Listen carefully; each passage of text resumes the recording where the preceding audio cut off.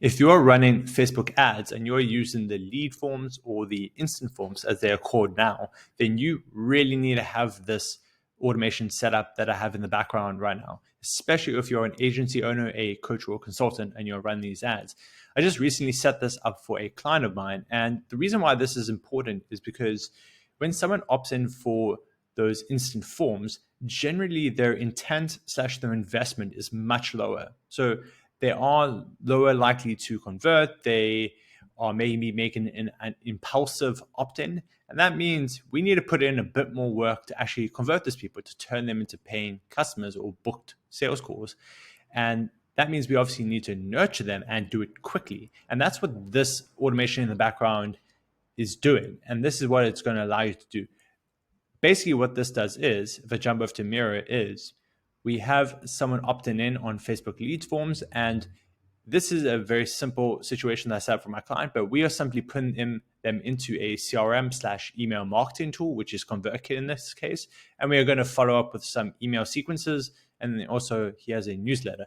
But in some cases, if you are an agency owner, like some of my other clients, you also have outbound callers. So people opt into a VSL or lead forms, and you put them into a outbound dial-in software like Alloware, or Go High Level also has outbound dial-in, and you would have people on the phone calling them up, setters you would call them, and you'd say, hey, so you opted in, do you want to schedule a call type thing? Just want to learn more about what your situation is.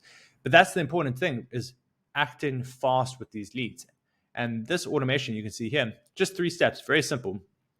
And this extra step here is very specific to ConvertKit, because all it is, someone opts in to a new lead. That's what starts the zap for us here.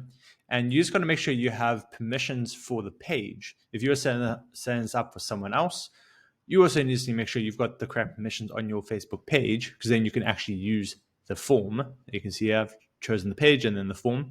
And what I've done here is I've used the formatter step in Zapier to pull out the first name, because in this situation, ConvertKit just wants the first name. And I'll show you that in the next step. So we take in the full name from Facebook, we split out the first name, we just take the first segment, which is actually the default as well, but I was just being explicit that I want the first segment that gets split out. And then the third step is simply adding them to ConvertKit. And you can see here, we set up a sequence, which is going to nurture people, just saying, here's the thing we promised you, and then also a couple of more emails to invite them to book a call with us.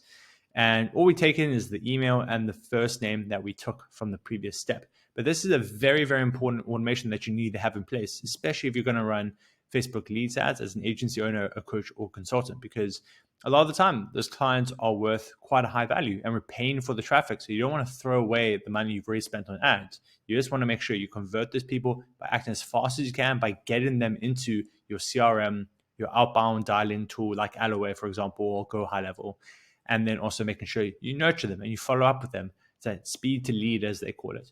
So I wanted to show you just that automation that you really need to have set up, whether it's in Zapier or Integromat. And if you just want someone to do it all for you, then obviously you can also reach out to me. So just check for the links in the description and you can grab a time on my website for us to chat.